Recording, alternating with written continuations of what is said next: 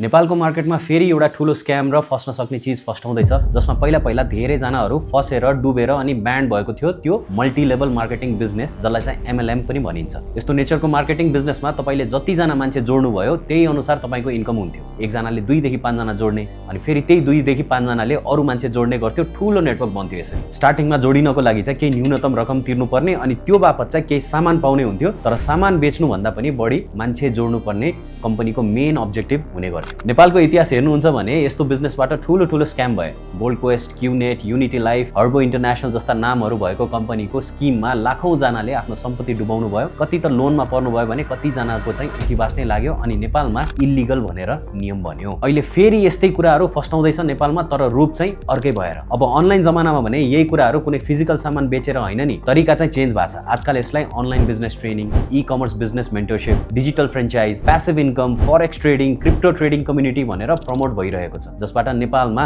घरमै बसेर मज्जाले डलर कमाउन सक्नुहुन्छ, फोनबाट नै लाख कमाउन सक्नुहुन्छ। अनलाइन बिजनेस हो, एमएलएम होइन है। आजै जोइन गर्नुस्, लाइफ चेन्ज हुन्छ जस्तो शब्द र राम्रो वेबसाइट बनाएर जोइन नौ भनी छ्याप्छ्याप्ती बेच्दैछन्। कतै तपाई पनि यस्तोमा पर्नु भएको छैन नि? सबै बिजनेस स्क्याम हो भन्न खोजेको होइन, कुन हो होइन छुट्याउन चाहिँ सक्नुपर्छ। एमएलएम मोडल आफैमा स्क्याम होइन, तर पिरामिड मोडल भने चाहिँ 100% स्क्याम हो। कसरी छुट्याउने त भन्दाखेरि बिजनेस चाहिँ रियल हो भने साच्चीकै प्रोडक्ट हुन्छ, त्यसमा कस्टमर पनि हुन्छ, रिभ्यूहरुमा पनि नेपालीहरुको पनि रिभ्यू हुन्छ। विदेशी नामबाट चाहिँ oh this is great, it's change my life भन्ने मात्र हुँदैन। अनि सामान बेचेर नाफा कमाउँछ त्यस्तो बिजनेसले। र नेपालमा यस्तो बिजनेस अपरेट भइरहेको छ भने लिगल हुनको लागि चाहिँ डिपार्टमेन्ट अफ कमर्सको डाइरेक्ट सेलिङ लाइसेन्स पनि हुनु नै पर्छ। अब स्क्यामहरुमा चाहिँ कस्तो हुन्छ त भन्दाखेरि प्रडक्ट ठ्याक्कै यही हुँदैन। कुनै अनलाइन कि केही कोर्स हुन्छ, यसो इनिशियल पैसा तिरे बापत तपाईलाई दिइने। तर तपाईले कसरी कमाउन सक्नुहुन्छ त भन्दाखेरि अर्को मान्छेलाई जोडाइसकेपछि मात्र तपाईको इन्कम चाहिँ एक लेभल पुगेपछि अनि आउन थाल्छ। अनि यति टिम बनाएपछि मात्र एउटा यति इन्कम आउँछ। त्यसपछि मान्छे थपिसकेपछि तपाईको इन्कम बढ्दै जान्छ। सो तपाईको अन्डरमा पनि अलग मान्छेहरू चाहिँ बनाउँदै जानु भएपछि बल्ल तपाईको पेमेन्ट धेरै बढ्दै जान्छ। सो यस्तो खालको चाहिँ पिरामिड स्किम भनिन्छ,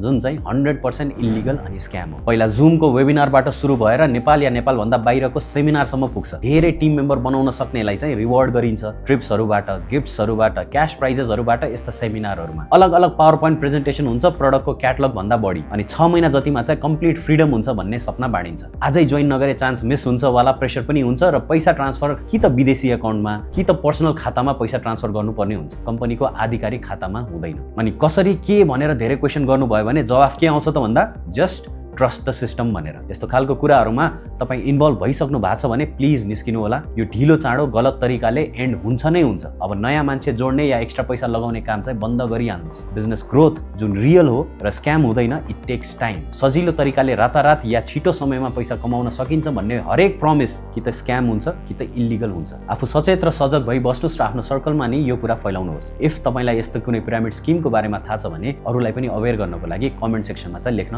नबिर्सिनु होला। अनि फ्रड भएकै छ भने नडराइकिन एउटा रिपोर्ट नि गर्न सक्नुहुन्छ साइबर ब्युरोमा, cyberbureau@nepalpolice.gov.np or CIB मा नि गएर तपाईले आफ्नो केस चाहिँ रेजिस्टर गर्न सक्नुहुन्छ।